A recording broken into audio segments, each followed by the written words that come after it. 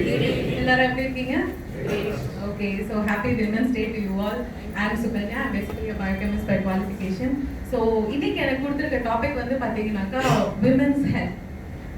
Is it important? Yes. Very important? Very, very important. There is a quote that says, if you check the health of the women, you can check the health of the society. True then?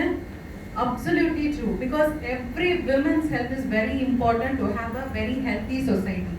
நம்ம ஹெல்த்தியாக இருந்தால் தான் ஃபேமிலியவே first of all பார்த்துக்க முடியும். தென் comes the society.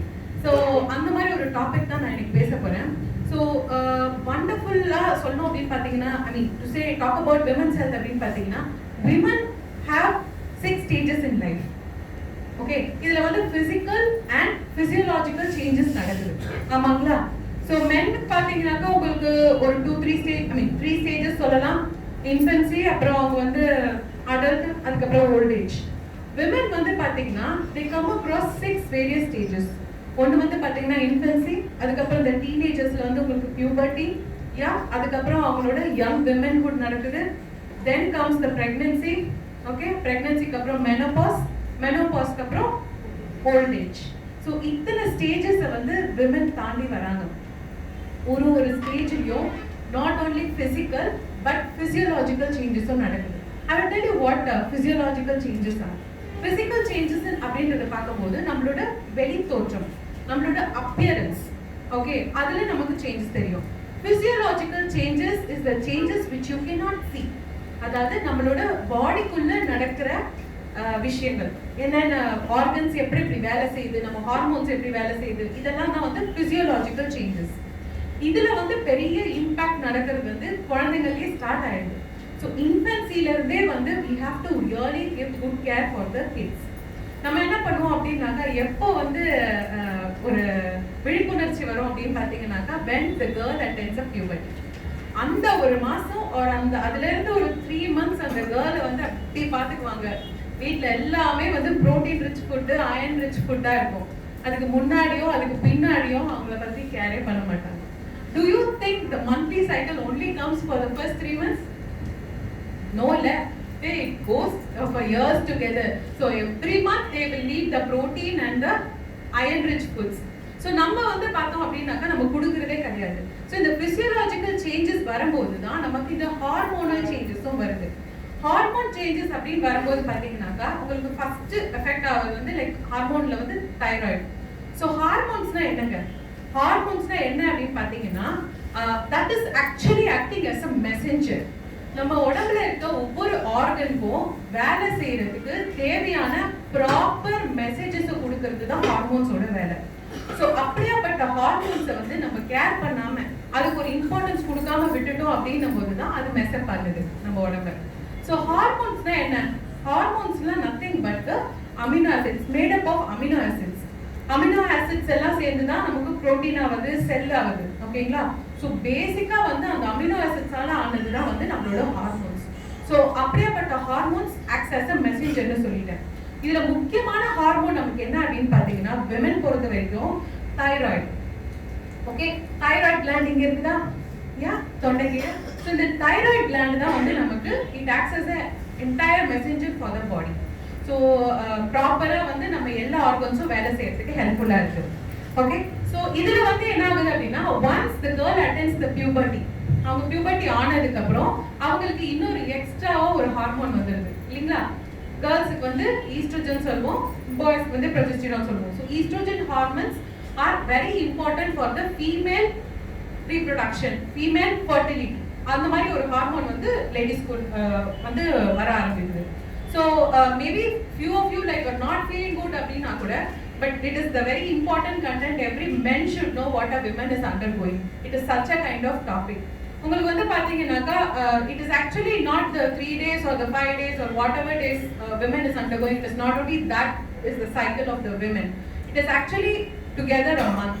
உங்களுக்கு first 14 daysல வந்து பாத்தீங்கன்னாக்கா your cells will prepare, அந்த செல்ஸ் வந்து ப்ரிப்பேர் ஆகி உங்க அந்த பெண் குழந்தையோட ஓவரிஸ் அதுல இருந்து வந்து அந்த கருமுட்டை உருவாகிறதுக்கு அது ஹெல்ப் பண்ணும்.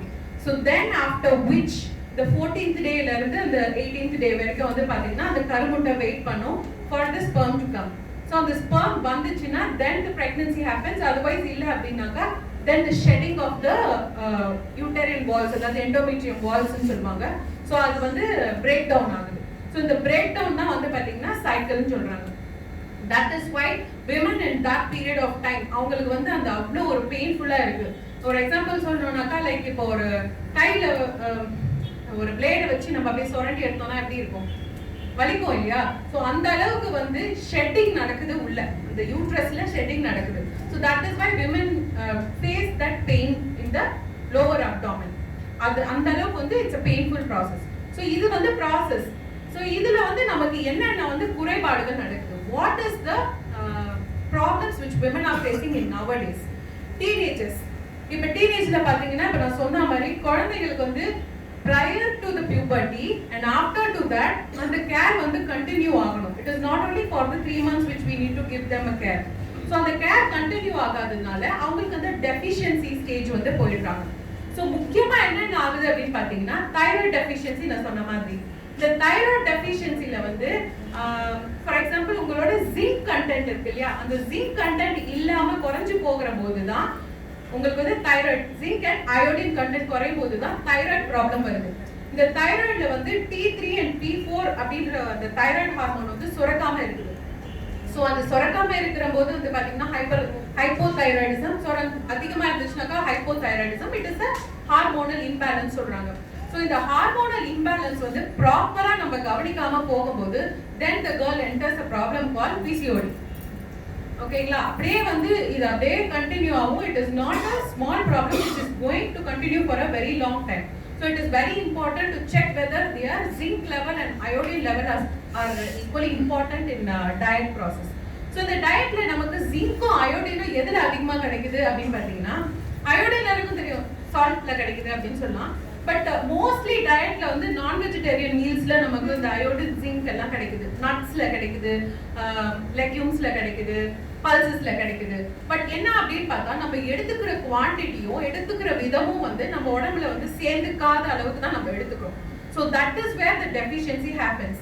And nowadays taking non veg meal அப்படின்றது வந்து பார்த்தீங்கன்னா I don't know how far it is சேஃப்ன்ற மாதிரி இருக்கு. Also everybody is aware, I need not talk much about chicken. Okay, everybody is aware how harmful it is to take the chicken. பெண் குழந்தைகளுக்கு அவாய்டே பண்ணிடுங்க அப்படின்றாங்க. அதே மாதிரி நம்ம சீட்லெஸ் ஃப்ரூட்ஸ் கொடுக்குறோம் அப்படின்னாக்கா that is also not good for health ன்னு சொல்லலாம். பிகாஸ் அந்த சீட் வராம இருக்கிறதுக்கு they are doing some உங்களுக்கு இந்த நான் ஜெனடிக்கலி டெஸ்டட் மாதிரி ஜெனடிக்கலி மாடிஃபைடா வரதுனால தான் அந்த உங்களுக்கு சீட் இல்லாம வருது. So it is not good for health. ஓகேங்களா? ஸோ இந்த மாதிரி food what foods to avoid அப்படின்றது இருக்கு, வாட் ஃபுட்ஸ் டு டேக் அப்படின்றது இருக்குது. ஸோ இந்த வாட் ஃபுட்ஸ் டு அவாய்ட்ல வந்து முக்கியமா we can avoid chicken and as I told you like seedless fruits எல்லாம் அவாய்ட் பண்ணிக்கலாம். வாட் ஃபுட்ஸ் டு டேக் அப்படின்னு பார்த்தீங்கன்னாக்கா உங்களுக்கு நட்ஸ், ஏப்ரிகாட்ஸ் இதெல்லாம் சாப்பிடலாம். ஆல்சோ வந்து பார்த்தீங்கன்னா add more pineapple to your I mean daughter or whatever it is. எந்த பெண் இருக்காங்களோ அவங்க கொஞ்சம் பைனாப்பிள் எடுத்துக்கலாம். ஸோ இந்த மாதிரி ஃப்ரூட்ஸ் எல்லாம் வந்து பப்பாயா எடுத்துக்கலாம். ஃபைபர் ரிச் ஃப்ரூட்ஸ் எடுத்துக்கும் போது, fibre rich fruits and vegetables எடுத்துக்கும் போது அவங்களுக்கு வந்து அந்த தேவையான ஜிங்க் அண்ட் அயோடின் வந்து கிடைக்குது. ஸோ இந்த தைராய்டு ஹார்மோன் இம்ப்ராப்பரா இருக்கிறதுனால messages to other organ is not going in a proper way. இப்பெல்லாம் சைக்கிள் அப்படின்றது வந்து usually it should be for 28 days regular அப்படின்னாக்கா, but it happens to be like 45 days ஆகுது, சில பேருக்கு 3 months ஆகுது, 6 months ஆகுது, இயர்லி ட்வைஸ் அந்த மாதிரிலாம் ஆகிறதுக்கு காரணம் வந்து because of the deficiency. So as I told you இந்த பிசிஓடி ப்ராப்ளம், இந்த பிசிஓடி ப்ராப்ளம் என்ன ஆகுது அப்படின்னு பார்த்தீங்கன்னா, பிசிஓடி அப்படின்றது வந்து பாலிசிஸ்டிக் ஓவேரியன் சிண்ட்ரோம் சொல்லுவாங்க. அதாவது உங்க ஓவரியில இருக்கிற உருவாகிற அந்த முட்டையில வந்து சிஸ்ட் ஃபார்ம் ஆகுது, நீர் கட்டி ஃபார்ம் ஆகுறது தான் பாலிசிஸ்டிக் ஓவேரியன் சிண்ட்ரோம். ஸோ அந்த மாதிரி சிஸ்ட் ஃபார்ம் ஆகும்போது என்ன ஆகுது அப்படின்னு பார்த்தீங்கன்னா, அந்த it has to release and hormone call progesterone. அது வெளியில வராததுனால அந்த ஹார்மோனல் இம்பேலன்ஸ் வந்து அதிகமாயிடுது. ஸோ அதனால என்ன ஆகுது, கருமுட்டை வந்து அடுத்த சைக்கிளுக்கு வளர்றதுக்கும் வளர்ச்சி அடையாம இருக்கிறதுக்கும் நிறைய சான்சஸ் இருக்கு. Then it comes to the fallopian blocks. இந்த இன்ஃபர்டிலிட்டி ப்ராப்ளம்ஸ்ல என்னென்ன நடக்குதுன்னா ஃபெலோப்பியன் பிளாக்ஸ். ஸோ கருமுட்டை உருவாகுதுன்னா அந்த ஃபெலோப்பியன் டியூப் வழியா வந்து யூட்ரஸ்ல செட்டில் ஆகி அது வந்து உங்களுக்கு ஒரு கருமுட்டையா வந்து நிற்கும். பட் வந்து என்ன ஆகுதுன்னா அந்த பிளாக்கேஜ் ஏற்படுது. அதே மாதிரி அந்த எண்டோமீட்ரியம் வாலோட திக்னஸ் ஒன்று ஐதர் அந்த எண்டோமீட்ரியம் வால் வந்து ரொம்ப திக்கன் ஆயிடுது, ரொம்ப திக்காயிடுது. ஸோ அதனால அந்த கருமுட்டையால சில பேர் கன்சீவ் ஆகுறாங்க, ஆனால் மிஸ்கேரேஜஸ் நடக்குது இல்லையா? So that is also an issue.